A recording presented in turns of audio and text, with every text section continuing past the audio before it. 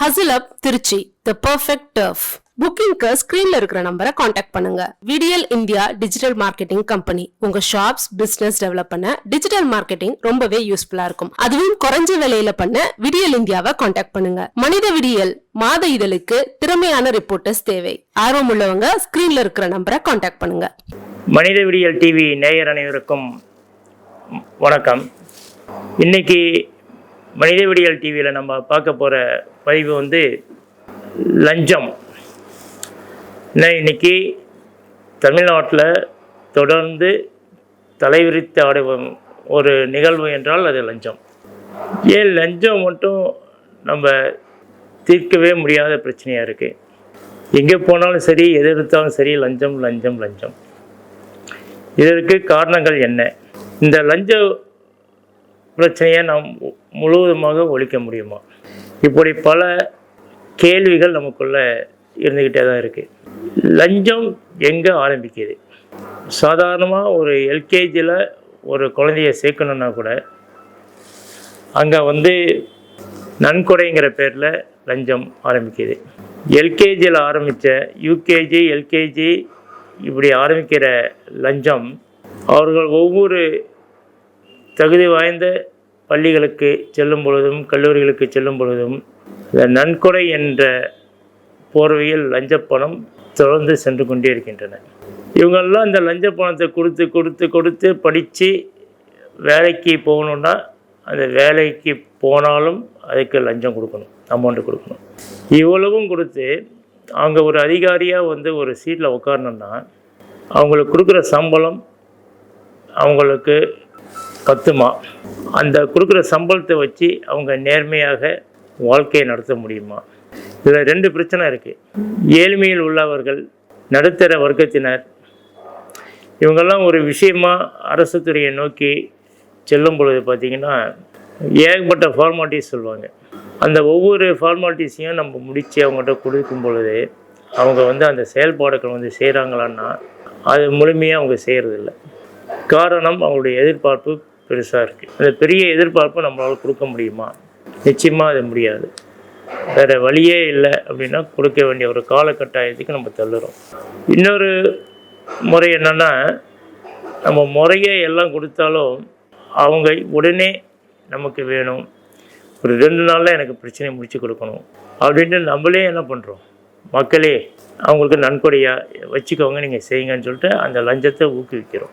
So தவறுகள் அதிகாரிகள் மட்டுமல்ல, அரசியல்வாதிகள் பொதுமக்களோட இணைஞ்சு தான் அது இருக்குது. ஒரு பிணைப்பு, அதிகாரிகள், பொதுமக்கள், அரசியல்வாதிகள் எல்லாம் அப்படியே ஒரு செயின் மாதிரி.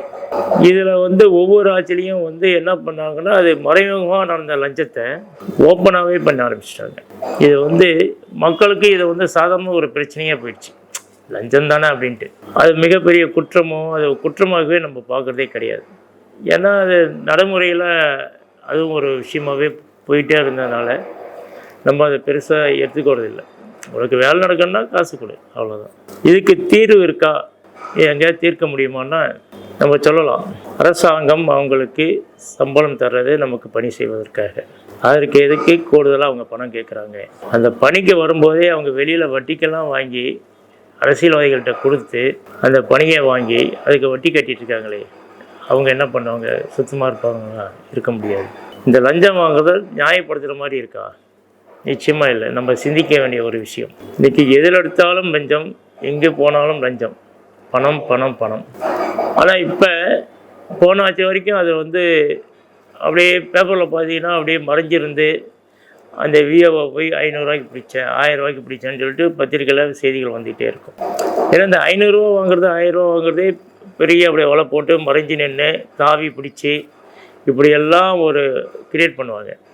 ஆனால் அளவுக்கு அதிகமாக லஞ்சம் வாங்கினவங்கெல்லாம் என்ன பண்ணுவாங்க? சல்யூட் தான் அடிச்சிட்ருக்காங்க. இன்றைக்கி பெரிய பெரிய ஹையர் அத்தாரிட்டி, ஐஏஎஸ், ஐபிஎஸ் அந்த கேட்டகரியில் இருக்கிறவங்கெல்லாம் பல கோடி சொத்துக்கள் சேர்த்து வச்சது சம்பளத்தை வச்சியா? கிடையாது. அரசியல்வாதிகள்லாம் 5 வருஷம் ஆண்டாலே அவன் பல தலைமுறைக்கு சொத்து சேர்க்கிறான். அந்த எம்எல்ஏக்கு வர சம்பளமா, எம்பிக்கு வர சம்பளமா? இல்லையே. பல கோடி ரூபா சொத்து, பல்லாயிரம் கோடி சேர்த்து வச்சுட்ருக்காங்க. அவங்களாம் நம்ம அக்செப்ட் பண்ணிக்கிட்டோம், அவங்கள கேள்வி கேட்கறதில்ல. நம்ம பணத்தை திருடி திருடி திருடி அவங்க வந்து மாட மாளிகை பங்களா சொத்து கித்துன்னு வாங்கி நிறைய போட்டுட்ருக்காங்க. நம்ம வந்து அவங்களுக்கு சைட் அடிக்கிறோமே தவிர அதை பற்றி நம்ம சிந்திக்கிறதும் இல்லை, கேள்வி கேட்குறதும் இல்லை. ஆனால் இப்போ லஞ்சத்தை முழுமையாக ஒழிப்போம்னு சொல்லிட்டு தாவேகா முதல்வர் விஜய் அவர்கள் அந்த முதல்வர் சீட்டில் அமர்ந்திருக்கிறார். தொடர்ந்து அந்த லஞ்சத்தை இப்போ நிறைய பணிகள்லாம் பார்த்திங்கன்னா ஃபிக்ஸ் பண்ணிடுவாங்க. ஈபியில் ஏயா இவ்வளோ அமௌண்ட்டு, என்ன பொறுப்போ அந்த பொறுப்புக்கு ஒரு அமௌண்ட்டை ஃபிக்ஸ் பண்ணி அந்த அமௌண்ட்டை வந்து மீடியேட்டரு அப்புறம் அரசியல்வாதிங்க மேல்மட்டம் எல்லாம் பங்கு போடுறது தான் தொடர்ந்து நடந்துகிட்டு இருந்துச்சு. ஆனால் இப்போ ஆட்சி அமைச்ச பிறகு இவர் வந்து அந்த முறையை வந்து டோட்டலாக ஒழிச்சிட்டாரு அப்படின்னு சொல்ல முடியாது. ஆனால் இப்போ ஒரு 2-3 பதவிகள் துறைகள்லாம் போடும்போது லஞ்ச பணம் எதுவுமே இல்லாமல் அவங்களுக்கு தகுதியின் அடிப்படையிலேயே வந்திருக்கு அப்படின்னு சொல்லிட்டு பரவலாக பேசுகிறாங்க. எங்கே லஞ்சம் வாங்கினாலும் எனக்கு கால் பண்ணுங்கள், நாங்கள் உடனே ஆக்ஷன் எடுக்கிறோம். அது உண்மையிலே அவர் ஆக்ஷன் எடுக்கிறாரா இல்லையாங்கிறது 2வது. இந்த அதிகாரிகள் மற்ற ஆளுங்கள்லாம் பார்த்திங்கன்னா ஒரு பயம் வந்துடும். ஏன்னா வாட்ஸ்அப் நம்பர் கொடுத்துட்டாரு, இமெயில் அட்ரஸ் கொடுத்துட்டாரு, எல்லாம் கொடுத்துருக்காரு, அடிச்சிங்கன்னா நேரம் அங்கே போயிடுமே அப்படின்ட்டு அந்த பயத்திலேயே இந்த லஞ்சம் வாங்குறது பாதி குறைஞ்சிருக்கு. பயப்படுறாங்க, ஐயோ பணமா வேணான்ட்டு. நிறைய அதிகாரிகள் இதனாலேயே வந்து இந்த அரசுக்கு எதிராக கூட திரும்புறதுக்கு வாய்ப்பு இருக்குது. ஆனால் அதை வெளியே காட்டிக்க மாட்டாங்க. ஏன்னா எதை எடுத்தாலும் கொள்ளடிச்சு காசு சொத்து சேர்த்து வச்சவங்க திடீர்னு கையை கட்டி போட்ட மாதிரி எதுவுமே வாங்கக்கூடாது, ஒழுங்காக பணி செய்யணும்னா நிச்சயமாக சொல்கிறவங்க எதிராக தான் போகும். முதல்வர் விஜய் அவர்கள் மக்கள் நலனுக்காக எடுக்கப்படும் பல செயல்கள் அவருக்கு வினையாகவே மாறுவதற்கு அதிக வாய்ப்புகள் உள்ளது. ஆனால் இந்த நேரத்தில் மக்கள் அவர் பக்கம் இருக்கணும். ஏன்னா நல்லது செய்யும்போது எதிரிகள் நிறையா இருப்பாங்க, இல்லைன்னா அவங்களோட கை கொத்துக்கணும். இந்த ஒரு விஷயம் வந்து விஜய் அவர்கள் மீது முழு நம்பிக்கை இருந்துச்சு. தூய சக்தி நிச்சயமாக தமிழ்நாட்டை சுத்தப்படுத்தும், மக்கள் நலன் மீது அக்கறை காட்டும், தமிழகம் செழிக்கும் அப்படின்லாம் நினச்சிட்டு இருந்தாங்க. இப்போ காலப்போக்கில் தீய சக்தின்னு நம்ம எதெல்லாம் ஒரு வரைமுறைப்படுத்தி தேர்தலில் பேசிகிட்டு இருந்தோமோ அந்த தீய சக்தி சம்மந்தப்பட்ட ஆட்கள் எல்லாமே தொடர்ந்து இப்போ தீய சக்தியோட வந்து இணையுது. இன்னும் சொல்ல போனால் க்யூவில் நின்று வராங்க. அதில் பார்த்தீங்கன்னா கொள்ளடிச்சு லஞ்சம் வாங்கி கொள்ளடிச்சு கோடிகளை சொத்து சேர்த்தவங்க, இல்லீகலாக தொழில் பண்ணுறவங்க, பல கேஸில் லஞ்ச ஒழிப்புத்துறை மூலியமாகவும் சரி, இடி மூலியமாகவும் சரி, சிபிஐ இப்படி பல கேஸில் மாட்டிக்கிட்டு முடிக்கிறவங்க இவங்க எல்லாமே பார்த்திங்கன்னா இப்போ வந்து தொடர்ந்து வந்து தாவைக்களை வந்து இணைஞ்சிக்கிட்டே இருக்காங்க. அது பார்த்திங்கன்னா தீய சக்தியாக இருந்தது அதிக அளவில் தீய சக்தி சம்மந்தப்பட்ட ஆளுங்க உள்ள நுழைஞ்சனாலும் அதுவும் தீய சக்தியாக மாறுறதுக்கான வாய்ப்புகள் இருக்குது. தீய சக்தின்னு யாரெல்லாம் சொன்னோமோ அவங்களாம் இப்போ தீய சக்தியாக மாறிட்டு இருக்காங்க. தீய சக்தின்னு சொன்னவங்க எல்லாமே தீய சக்தியாக மாறிட்டு இருக்காங்களாங்கிற ஒரு ஐயம் நமக்கு வரும். ஆனால் இப்போ இந்த தீய சக்தி மற்ற அரசியல் கட்சிகளிலிருந்து உள்ளே போனவங்கெல்லாம் விஜய் அவர்கள் எந்த ஒரு இடத்துல வைக்க போகிறார், அவர்களுக்கான முக்கியத்துவம் அங்கே எந்த அளவுக்கு இருக்க போகுது. ஏற்கனவே அவரை நம்பி எதிர்பார்க்காமல் ரசிகர்களாக உழைத்து அவரை இன்றைக்கி சிஎம் சீட்டில் உட்கார வச்சிருக்கிற ரசிகர் பட்டாளம் அவங்கெல்லாம் இந்த பெரிய பெரிய கொள்ளடிச்சு குபேரன்கள்லாம் உள்ளே வந்திருக்காங்க. அவங்களோட போட்டி போட்டு அவங்களால செலவு பண்ணவோ பணத்தை வாரி இறக்கவோ அவங்களால முடியாது. அப்போ அங்கே அவங்க காணாமல் போயிடுவாங்க.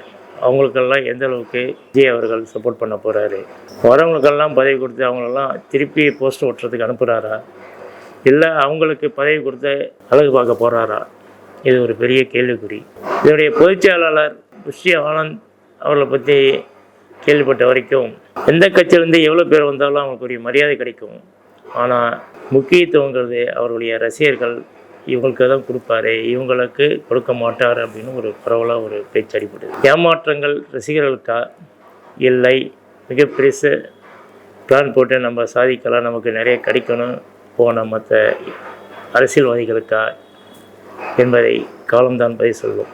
இல்லை இடைத்தேர்தல் வர்ற வரைக்கும் அமைதியாக இருக்காங்களா அப்படின்னு தெரியல. இன்னொன்று இது ஒரு ராஜதந்திரமாக எடுத்துக்கொள்ளலாமா அப்படின்னு யோசிக்கும்போது பணபலம் படைத்த அனைத்து அரசியல்வாதிகளும் எதிரில் நின்னால் ஏதாவது ஒரு பிரச்சனை கிரியேட் பண்ணிகிட்டே இருப்பாங்க. ஃபேஸ் பண்ணுறது கொஞ்சம் சிரமம். அதனால் அந்த எல்லா கும்பலையும் நம்ம கைகளில் வச்சுக்கிட்டா அடக்கி வச்சுக்கிட்டா எதிர்க்கிறதுக்கான எதிரிகள் கம்மியாகிடும். அப்போ நம்ம ஈஸியாக நம்முடைய விஷயங்களை சாதிக்கலாம், நம்ம அந்த கோலை நோக்கி போகலாம் அப்படிங்கிற ஒரு ஐடியாவில் இந்த மாதிரி எல்லா கட்சிக்காரங்களையும் உள்ள சேர்த்து எல்லாரையும் அமைதியாக வச்சுருக்காரா அப்படிங்கிறதும் தெரியல. ஸோ எது எப்படியோ இந்த ஆட்சி இதுவரைக்கும் மக்களுக்கு நல்லவை செய்து கொண்டே இருக்கின்றன. தொடர்ந்து செய்யுமா என்பது காலப்போக்கில் தான் தெரியும். அதுவரை அவங்களுக்கு முழு ஒத்துழைப்பும் ஆதரவும் பொதுமக்களாகிய நாம் தருவோம். அரசியல் அப்பாற்பட்டது, மக்கள் நலன். ஆகவே மக்கள் நலனை கருத்தில் கொண்டு அரசியலை கொஞ்சம் ஒதுக்கி வைப்போம். நன்றி, வணக்கம். மனிதவடிவேல் மோகன்.